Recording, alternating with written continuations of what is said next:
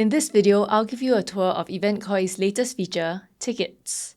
First, I'll walk you through your event attendees experience so that you'll see what they see when they try to buy tickets, and then when they receive their tickets in their inbox, and what it's like when they try to check in via QR code. After that, I'll show you how to set it all up. Let's go. So here we've got our event live already. It's a science fair for kids. You can see the event title, description, and featured image.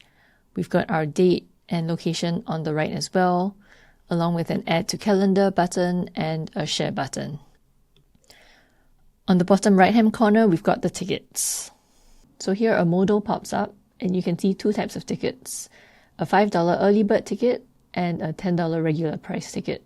So in this case, only the early bird tickets are available and the regular price tickets are unavailable and you can't click them.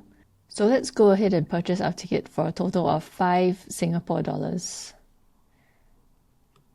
On your right, you can see the order summary, and on the left, you can fill out your name and your email address. Now let's click on checkout. In this case, we are using a Sandbox Stripe account, so you'll be able to see the Sandbox label over here, and let's pay by card.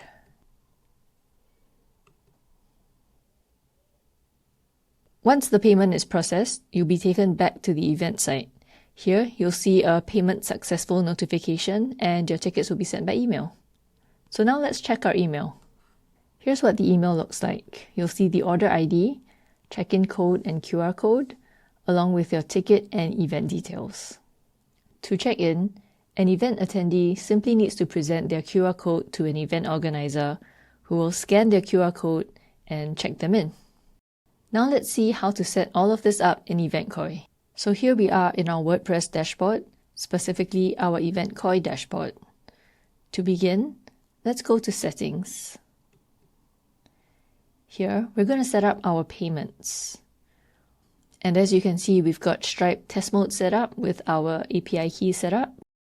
And when you're ready, you can switch to live mode and get your API keys from your Stripe dashboard. But let's stick to test mode for now. Underneath that, you've got the currency where you can select the currency that you want. In our case, we've got Singapore dollar set up. If you go to Woo, you'll be able to see WooCommerce and you can set up further payments and currency options inside WooCommerce itself. Now let's go to Events. In our events list, we can either add a new event or in our case, we've already set up Science Fair, so let's go ahead and click into it. To save time, I've already added some basic event details. So here we've got our standard event, and it's starting on 19th May, running from 2 p.m. to 4 p.m.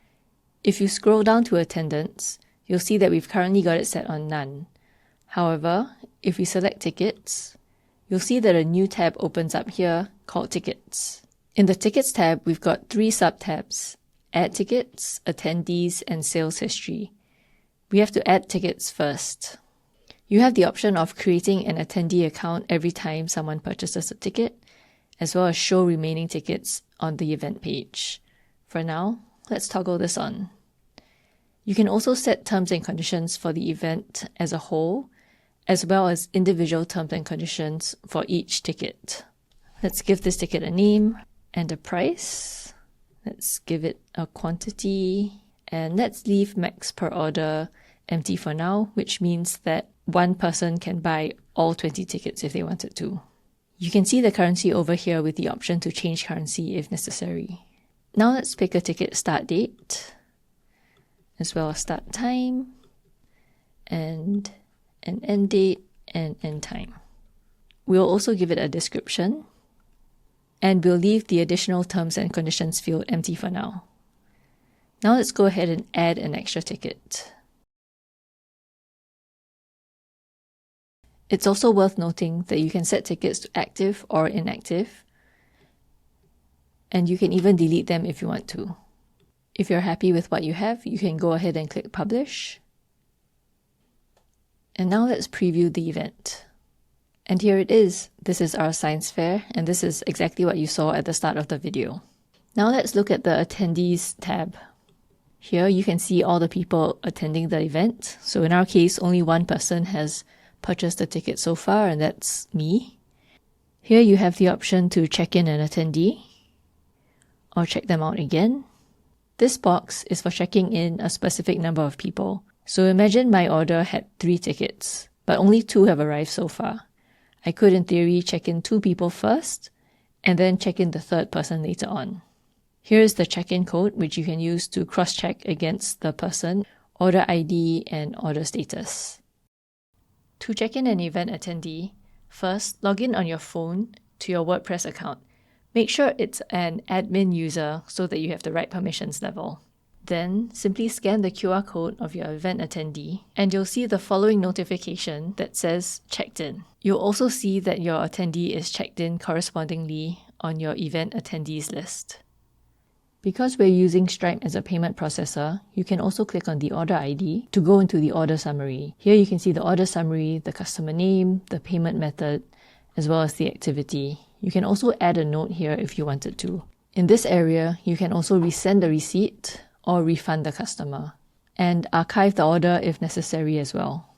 It's worth mentioning that if you've got WooCommerce set up as a payment processor, you won't be able to see this page, as all of this will be handled inside of WooCommerce instead. If you go into sales history, here's where you can see the sales history for this specific event. You're able to see the sales history summary on the top and filter by time frame. You can see the overall ticket sales over here. And again, you can filter by the time to see the overall sales summary. The final thing I want to mention is how recurring event tickets work. So we've got it set up for recurring weekly on Tuesday for 4 events. Let's save our progress. Now let's head into recurring instances. Here you can see all 4 of our science fair events. So if you recall, with our tickets, we've set up an early bird ticket and a regular ticket.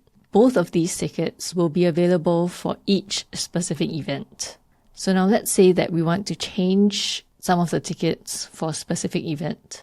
Here's where we can go into the recurring instances and click on the specific instance that we want to change. Let's scroll all the way down. And here you can see ticket overrides. Here, we can't change the ticket name, but we can give it a different price and a different quantity available. And if you're happy with that, you can save the instance. Now let's head back.